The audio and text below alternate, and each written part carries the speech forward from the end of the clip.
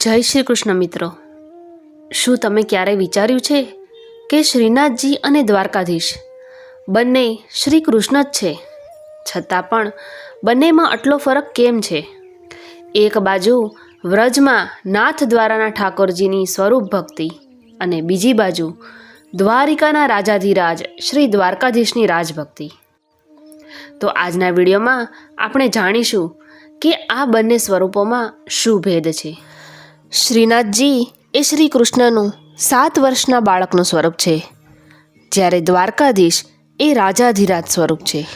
શ્રીનાથજીનું પ્રાગટ્ય ગોવર્ધન પર્વત પરથી થયું, જ્યારે દ્વારકાધીશની પ્રતિમાનું પ્રાગટ્ય ગોમતી નદીમાંથી થયું છે. શ્રીનાથજીની પ્રતિમામાં ઠાકોરજીના 2 હાથ બતાવવામાં આવ્યા છે, જેમાં ઉર્ધ્વ હાથ ગોવર્ધનધારી બતાવે છે, જ્યારે દ્વારિકાધીશ વિષ્ણુ સ્વરૂપ ચતુર્ભુજ છે, જેમાં ગદા, શંખ, ચક્ર અને સુદર્શન દર્શાવવામાં આવે છે. શ્રીનાથજી પુષ્ટિ પરંપરા મુજબ પ્રેમ અને ભાવથી પૂજવામાં આવે છે, જ્યારે દ્વારકાધીશ પ્રેમ અને ભાવના ભૂખ્યા તો છે, પરંતુ કર્મ અને ધર્મની સમજ આપે છે. દ્વારકાધીશ એ 4 ધામનું એક મુખ્ય ધામ છે.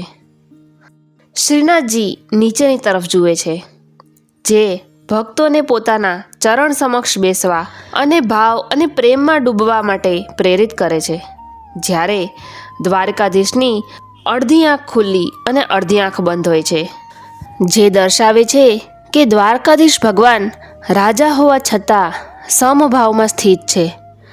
ન તો વધુ આનંદમાં આંખો પૂરી ખોલે છે કે ન તો દુઃખમાં પૂરી બંધ કરે છે, જે બતાવે છે કે રાજાધિરાજ સ્થિરચિત હોય છે. તો દર્શક મિત્રો, જો તમને આ મારો વિડીયો ગમ્યો હોય તો લાઈક, શેર અને સબસ્ક્રાઈબ જરૂર કરજો. જય શ્રી કૃષ્ણ.